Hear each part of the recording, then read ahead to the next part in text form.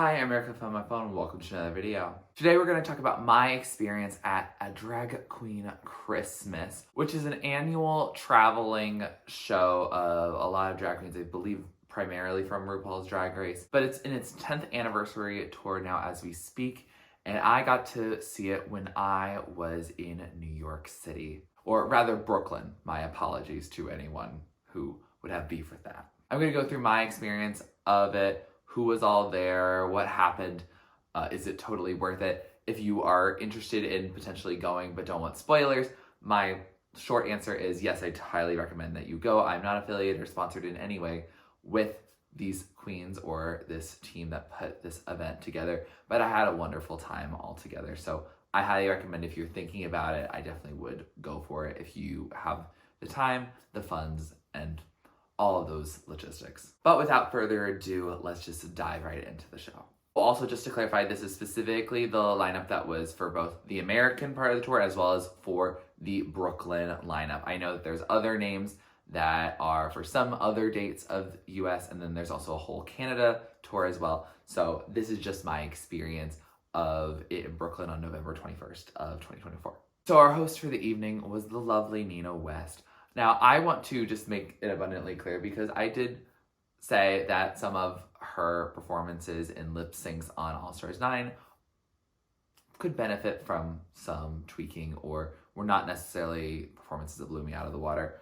I will say I was very pleased with her work as both a host as well as someone who did a number at the beginning. I believe she was wearing the outfit that she wore in preparation for the lip sync for Super Freaky Girl, which obviously she did not place in the top 2 in that episode, but I had really wanted to see what she would have done in that instance, and I really liked the performance that she gave us. It was very festive, very holiday, and it was overall a nice way to integrate into the show itself and get into the theme, because I was watching this a whole Thursday before Thanksgiving, so it was a little early for Christmas spirit. I mean, New York City was already in some snow and decorating and all of those nice little wintry festivities that make you excited for the holidays. But it was something that felt a little early, and something that, you know, you might not want only festive things, but there were some things that were not necessarily Christmas themed that the people performed. You could tell that Nina West was very committed to the bit, and I think also just her work overall in the crowd.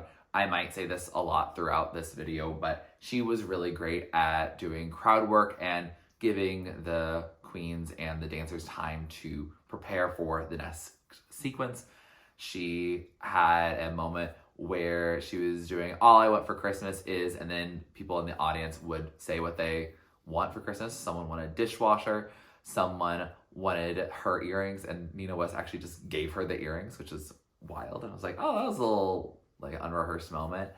And someone wanted a man, and so they tried to play matchmaker, and apparently someone was fully just gonna cheat on their partner there. So if you have a boyfriend named Austin who lives in Brooklyn and you live in Pittsburgh right now, I'm so sorry.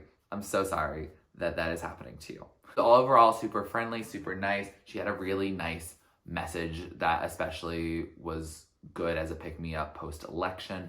And I just overall really appreciated the energy she brought. And I feel like this was an area where she definitely was much more comfortable, much more her arena than maybe the main stage on Drag Race. Also just really shows queens operating in the lane that they choose to.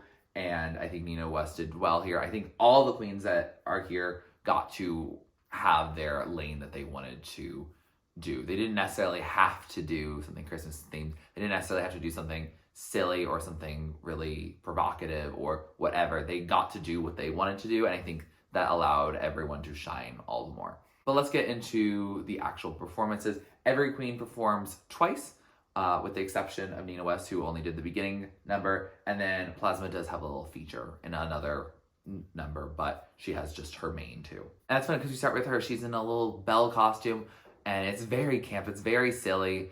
There's this bell ringing that just feels like she's getting like hit and like pounded each time, and it's very funny. It's very silly. I felt like we could have gotten some sillier Plasma lip syncs if we had more of them on season 16. But Bloody Mary wasn't really going to give that. And I feel like Milkshake just was a little confusing, a little off kilter. I feel like this felt much more within her vein of how she wants to do silly, because it still was in more classic Christmas traditions and in more of that, I don't know, that vintagey style that she tends to go for in her aesthetics. And since she got to choose it, she was going to excel at it because she had all the time to practice and do everything she needed to be as successful as possible. Brooke Lynn Hytes came up next, and yes, there was a lot of jokes about Brooklyn and Brooke Lynn Hytes, and Nina invited someone to introduce Brooke Lynn Hytes and also explain Brooklyn as a place, and Nina was comparing the descriptions of Brooklyn of cool people and, you know, keeping it real, with Brooke Lynn Hytes, who Nina said is a little more fake or not necessarily as cool, but it was all in good fun. Nina did speak really highly overall of everyone that she worked with, whether it was a sister, a daughter, mother, like all of that. She was very sweet and caring and just very much her personality self, very much in the vein of the Miss Congeniality. I believe she was a Miss Congeniality on her original season, but I also did not watch that season. Brooke Lynn Hytes did a Def Leppard number. It was very rock and roll. It was definitely a little edgier. It was fun. I thought her wig was going to come off at some point because it was really wild and crazy, but it worked for the number. And it was overall just a great time. I was trying not to do too much filming or photography. I definitely took a photo of each queen's performance so I could remember it. And so I could share some of the experiences in case someone was like, oh, well, what was she wearing? What made it so cool to look at? Well, it looks like this. We then had Plain Jane, which they kept just fully announcing her mainly as having the fattest butt, which is like all right, but it got me confused because Roxxxy Andrews is also in this cast, and it made me think that we were going to get thick and juicy, but really they were just focusing on her butt. And like, Plain Jane wasn't like known for her butt in particular. She was definitely well padded, and she was definitely known for like bimbofication and all of that silly ditzy lady. Like that was definitely her vibe, but it was definitely not her butt in particular. So it was funny that she kept getting announced as like having the juiciest caboose. I don't know, it was wild. But she came out in this gorgeous outfit. Oh my gosh, every time Plain Jane came out, she was just dressed to the nines. Her makeup was on point. She looked like morphine in terms of just always having her makeup done incredible. Not in any like other way, but definitely she just looked gorgeous. She did this Christmas scene number. I don't even remember the song at this point, but she even went out into the audience and, you know, you have the typical thing where, you know, you give a little show. Like there was definitely some touching between audience members and her. She fully just knew that she was looking stunning and just crushed it out there. It was gorgeous. I had wanted to see what Plain Jane would do in a live number that I was a part of, and it did not disappoint. Her performance is not, in my mind, is the most memorable. I don't know why. Maybe because it is just hot and nice and fun rather than some of the other ones that are a little more specific, like Plasma with the bell. You remember the fact that she's dressed up as a giant bell. It just is a lot clearer, and it also makes you instantly remember the number. But the looks that Plain Jane was giving, I was like, oh wow, she is giving. Now we have Roxxxy Andrews, and she is the first queen in my list that I have now seen twice. I saw her during the All Stars 9 live performance, which I watched around my birthday, which was lovely to watch. It was great to see her on this because Roxxxy Andrews is a performer. She loves to do a gig, and I love to see her do a gig because she always crushes it. She was doing a nice rocking around the Christmas tree, and then it transformed into something where she could actually dance. She went out into the crowd. She enjoyed it. It was definitely a little classier than Plain Jane, but I think Roxxxy Andrews, in terms of how she performs, even when she does show some of the goods, she definitely does have it in a more old school, classy way rather than the new school, like I'm a bimbo type person. I like the switch up she did. Her outfits were also very gorgeous, and I overall just had a good time. I think anytime Roxxxy Andrews is going to be on the stage, I'm going to enjoy it. So I have no complaints on that. Then we had Lady Camden, who is the drag queen I knew the least going in, because for the most part, all these queens, like Plasma, Plain Jane, we'll get to Sapphira, I had seen their season. I've seen Crystal's season. I've seen many outtakes from All Stars 9 and just from Roxxxy. I've seen many lip syncs that Roxxxy is in. I've seen Brooke Lynn Hytes lip sync. I've seen Nina West do some things on All Stars 9 as well.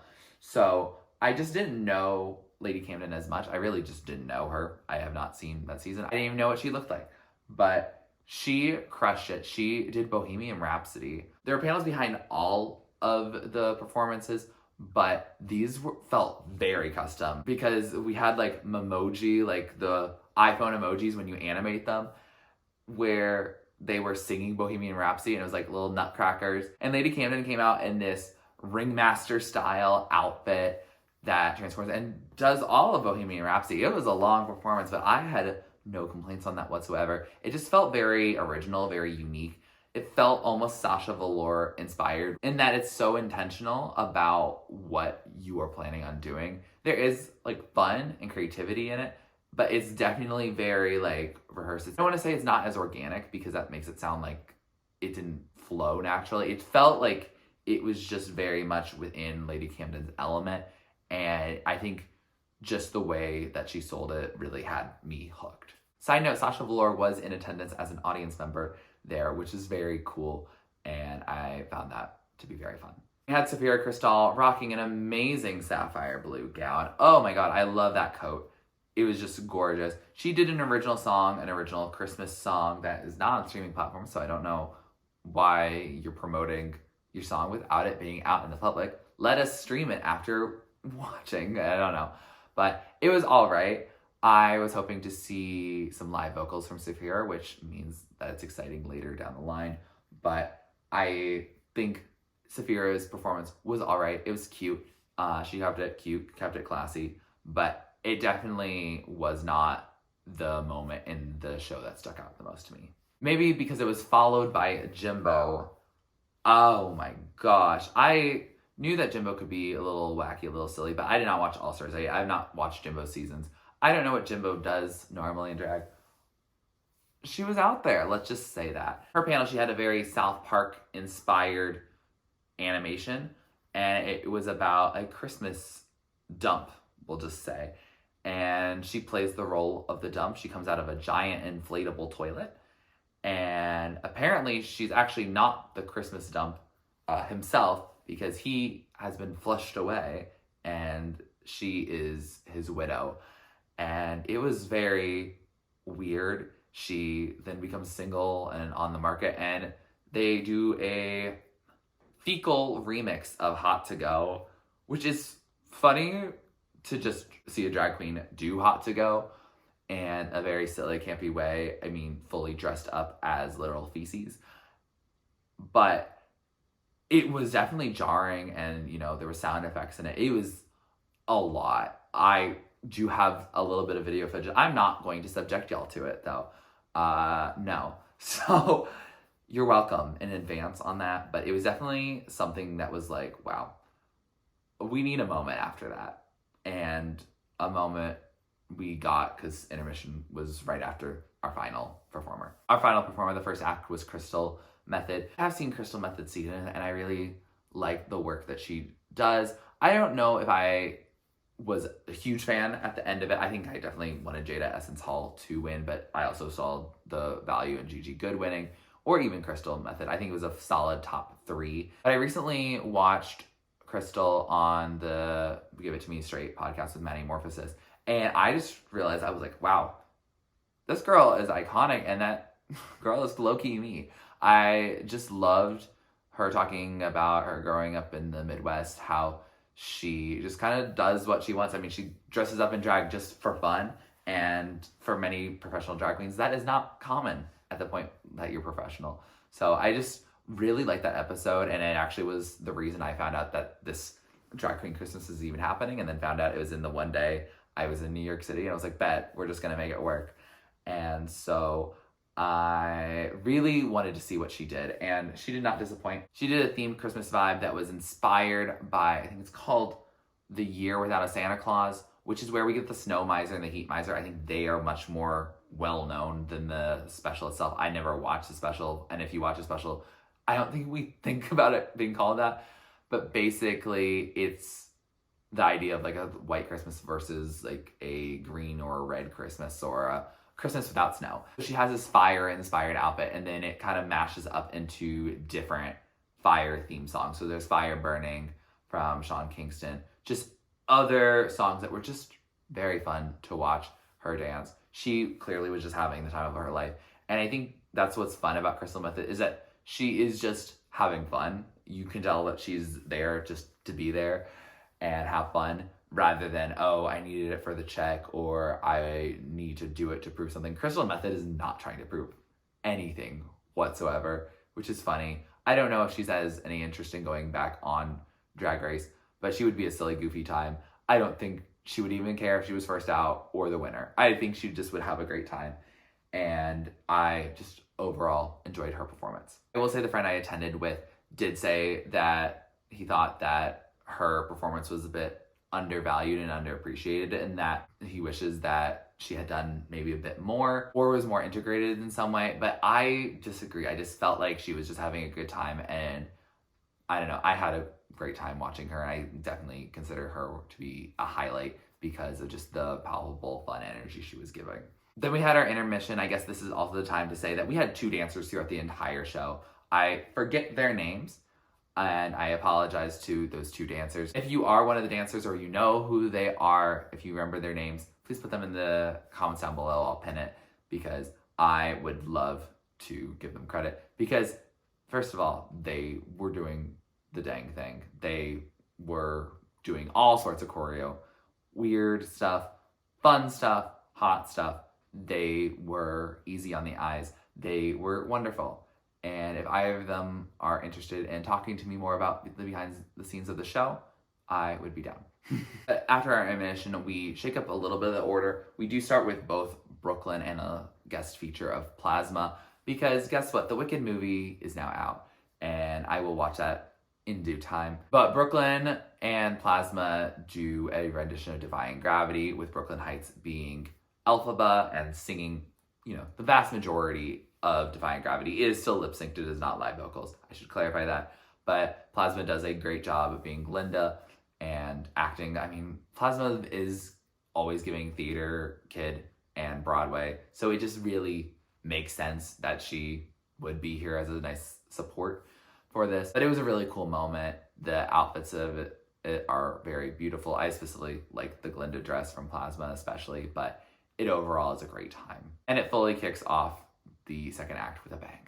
We don't let up, because we get into what could possibly be one of my favorite acts of the night, because we get the return of Lady Camden. I have apparently fully slept on Lady Camden. I actually now want to watch, I believe it was season 14 that she was on. I now really want to specifically watch season 14, because then I will see more Lady Camden. I just was blown away. She did a Nutcracker inspired thing. So she definitely was inspired by Nutcrackers for both of her acts, but she was mainly like the boy Nutcracker versus the wind-up doll that she is here. And she does some fun things like You Spin Me Right Round. She did a better job than I think it was in the Lollapalooza on All Stars 9. I just fully enjoyed her vibe on it. The outfit of it from before the reveal and post reveal are both just absolutely stunning. And I just love it. That's the type of drag I want to do. Like, it just looks fun, and it looks like she's having a great time, and she definitely planned it all. I think that's the way I think I am a Virgo. Like, it just feels like I would be a very organized person when it comes to a show. Like, I know exactly what will happen in the plan.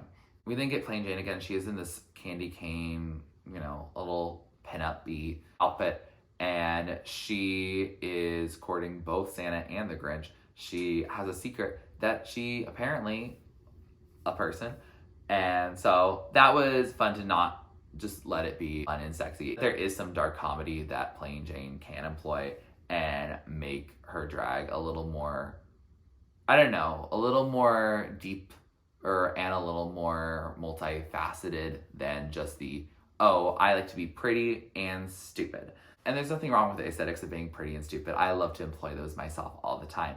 But I think it's fun to see how she can push bounds of drag when she can, especially as a finalist on the biggest drag reality competition. I think it's cool to see her do something like that. So I appreciated her, you know, taking that risk. Crystal Methyd comes back out, and she is in a gingerbread man outfit, and then it turns into a whole candy sequence. I really love the giant lollipop prop that she used. It was very fun. It is just, you know, silly, goofy, waving it. She had an audience member pretend to lick it. It was fun. She had a lot of like candy themed vibes, and I distinctly remember her doing Candy Shop from 50 Cent It was just a great time. Crystal was doing some moves that were sensual. I think some of them were inspired by her thing of like doing the jerk on season 12 and some other moves that she was doing when she did like her one-person show on that season. I don't actually remember what the name of the challenge was or what the specific theme was, but I remember it was wherever they told stories, and that Crystal ended up doing really well. So that might have been her win.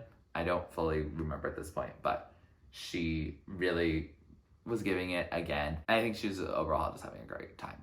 And we had Plasma come out, and I think she was doing a lip sync to Judy Garland, definitely an older voice in Hollywood at least. And it was vintage, it was retro, it was Christmassy, and it was right up specifically Plasma's alley. She did give a little speech since she is from Brooklyn itself, and so she was very appreciative of all support towards her. And it was nice to just see her in her element. I think seeing queens in stressful environments like Drag Race, like a high stakes reality competition where you get money at the end and people get a lot of visibility and fans and stuff like that, I've begun to realize how much of a pressure cooker that can be and how stressful that can be, especially if you're pushed by judges in production to do things that are not in your comfort zone, that don't feel like you as an artist, as a human, as a person, as a performer. We noticed that a lot on Global All-Stars with, you know, queens that don't speak English as a first language or were just not judged by Rue before, to be put in boxes that they didn't necessarily want to be in, and oftentimes definitely did not want to be in. So it's nice to see some of these queens outside of that space and just in the flesh and just getting to enjoy the experience of doing so. I think, for example, Plasma, who got eliminated mid-competition season 16, she was just fully in her element and just as worthy and talented as everyone else on the stage, most of whom were finalists in their seasons. I think it shows, especially for people who are just now getting into drag and definitely are going in a top-down approach rather than, you know, starting in underground voices and underground performers. If you start in these more visible scenarios, I think it's nice to see them out in the flesh because you see where their talents lie because that's what they're going to show. And it also shows them much more as people because you're physically seeing them in front of you. So getting to hear people like Plasma discuss their experiences. She said she was checked out when she was going to go. And Nina West has also made an offhanded comment about her being invited back because it was a charity season in particular. So I think these queens have learned to laugh at themselves, and I think we can just kind of get over placements. If you're mad that your fave got sent home, blame production. Don't blame other queens in it. They are all just little cogs in the machine of a season of Drag Race, and I think seeing these people in the flesh is very valuable. Point being, it really was cool to let Plasma let her talent shine. Obviously, we did know that she could do her old Hollywood style stuff on the show, but it was nice to see her get to flesh it out and something that was probably not as much of a time crunch as being on that show. Similar in playing strengths, Roxxxy did a mashup of songs from, I believe, The Greatest Showman, and it was great. There was a beautiful like snowflake background that made it feel like it was Christmas songs, even though they weren't Christmas songs at all. This chill, it was definitely like an emphasis on the performance. It wasn't as much showing off body or dance moves, but she was just kind of parking and barking and making it work extremely well. It was giving the vibes of someone like Angeria. Like Angeria, Roxxxy commands the stage. There are performers that command the stage inherently without having to do too much. There are ones that rely on gimmicks or beautiful outfits. I just don't know. Roxxxy just has a presence, and it's really impressive to see in the flesh. Then we got Jimbo, who we were still not ready for. She did a performance being Santa, delivering gifts under a tree, and then being sad that no one ever gets Santa gifts. So she actually opens the gifts and finds out that it's some Christmas-themed lingerie. And so she, in drag, does Santa, generally considered a male character, in drag, which was wild. The twist is that Santa is delivering gifts to a drag queen's house. So there's a lot of tomfoolery that ensues. I was about to say it's not nearly as weird as the poop from before. I don't think it's weirder. I think they're just both very off the beaten path. I think they were both the two weirdest moments of the night, but I don't know which one is weirder. I didn't know which one I was disturbed more by. I don't know. It was definitely a little disturbing, to say the least. But kudos to Jimbo for being true to her drag style, even if that's not everyone's cup of tea, which it probably is not for me. I also, side note, heard that Jimbo will be taking over Alaska's role on Drag the Musical. So if you are a New Yorker and want to see Jimbo more, or just want to see Drag the Musical, I believe it's until early to mid-January that Alaska's continuing the role until Jimbo takes over, and then Jimbo will take over until some other time in the future. So this is your reminder, if you live in the area, to get your tickets for whoever you want to see, or both. That brings us into our final number, which is Sapphira doing live vocals. I don't necessarily always need live vocals. I actually went to a local drag show in Indianapolis where most of the queens were not doing live vocals. There was one queen that did live vocals, and they did incredible work. But I think something about that is that at that type of drag show, where you're intended to tip and you're intended to interact a little bit more, especially if they go out into the audience, which for one of her numbers, she did not do because she had a dress that just didn't work for moving too much and she didn't want to rip it. Something about the live vocals is that you do have to focus a lot more than if you were lip syncing. Sure, lip syncing, there's focus in it, especially if it's a fast song. Unless you're fully choreographed or whatever for your number, it is often probably easier to not have to also physically sing at the same time. I don't expect queens to normally do live vocals. I also don't know if all queens can deliver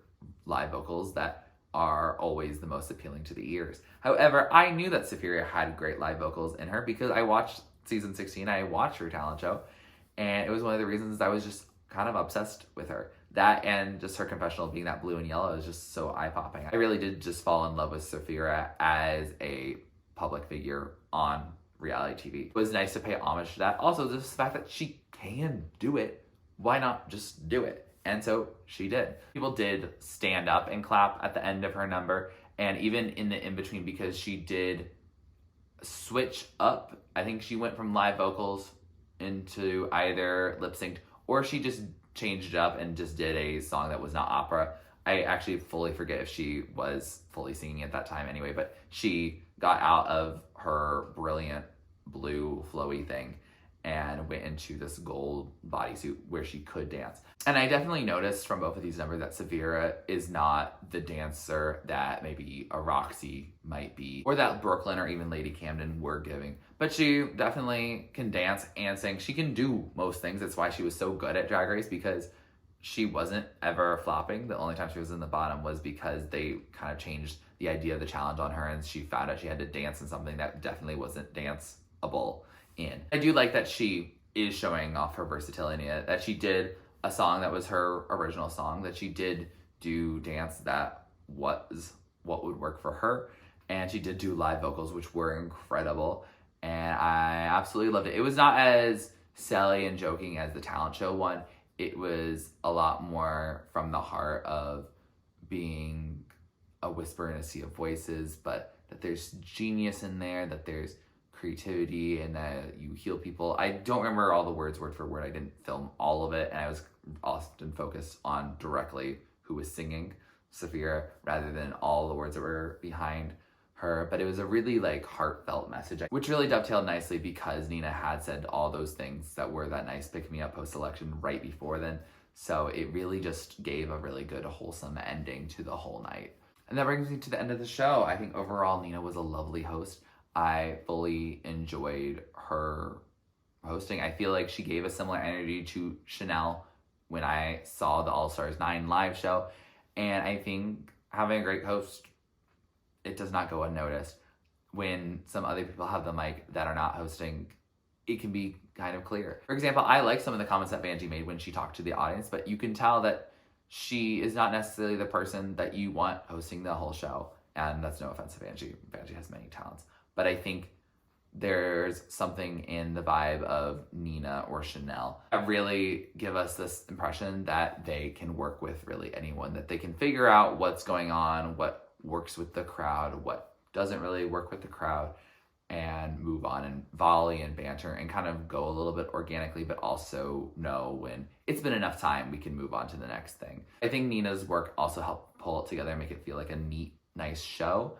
I overall highly recommend you guys go see it. If you have not seen these queens before, or you have already seen them and loved them, I highly recommend it. It was a $75 ticket. I think those are pretty similar prices across the board. It might change based on the venue that it's at, but I think for how close I was, it was wonderful. I was in row N, which is not that far. It's just the 14th row, and paid what the standard ticket price is. If I was all the way in the back, I would have been the same way. But there was no people that were just in the back. It was very close up. I think there was only people just a few more rows back behind me that were occupied.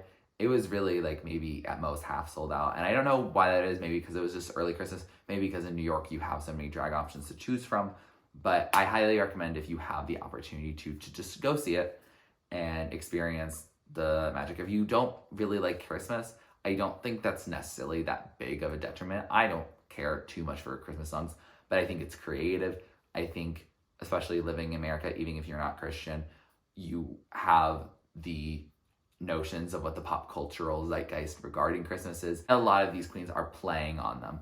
You know, you don't have to make gingerbread houses with your family to get the joke of Crystal Methyd just grinding on a lollipop as a gingerbread man. It does not matter. That is not required reading to get into the axis of knowledge. Or plain Jane sitting on Santa's lap. You get it. You don't have to necessarily care for Christmas too much for that to be a fun little gag. I think it just gives a little bit of a theme for these queens to overall put shows together, but they don't have to do that. Brooke Lynn Hytes did not do a single Christmas dinner. She did Wicked and she did Def Leppard. Sapphira did both live vocals and also a little bit of a Christmas theme. People tied it into however they wanted or not at all. But I think having this feeling of like festivity made it feel like it was a more cohesive show than maybe All Stars 9 really was. And it made it feel like it was something that was just a full show that they fully put together, even though they could definitely swap these queens in and out. And I'm sure across nights they have. But it felt like it was a natural progression of the show over time that I overall had a blast. And I hope if you have gone to see it that you enjoyed it. And if you are planning to go see it or now want to see it, I hope you have a wonderful time. I would say my personal highlights were Lady Camden and Sapphira doing her opera bit. Plasma's Belle, honestly, even though it was the start, it was just really fun. And I think it just started it off on a good note. And then I would say overall, Cristal and Roxxxy's energy, always 10 out of 10. But please let me know your thoughts if you have seen the show or want to see the show, or what your thoughts on these queens are. Please be respectful in the comments. You don't have to like every drag artist's performances or their personality or their style of drag, but please just don't be rude. You don't need to be rude. They're probably not going to see your comments anyway. I will just have to. Also, let me know if there's other drag events that you want me to cover. I do go to local things. I just don't know if they're video worthy or make sense for me to comment on them, because a lot of them are people that are just my age that are just starting out, and I'm like letting them just vibe and be themselves. Even if positive, they don't need to be fully on blast by a random YouTuber. So I tend to not do that. But if there are other established tourings that you would like me to check out, I know Jinx and Ben de la Creme do a show. Unfortunately, I missed it while I was in New York, the Indianapolis date. So I would love to see them in the future if they continue it past this year. But I would love to overall check out more performances. I always have a great time when I go. And I hope that if you have the funds and the time and all of that available to you, that you also get the opportunity to go and have the time of your life. If you like this video, please like it, please comment down below what to do next on my channel. Please subscribe to my channel if you're not already and you'd like to be. And thanks for watching. This is TurtleStormer. Catch you later.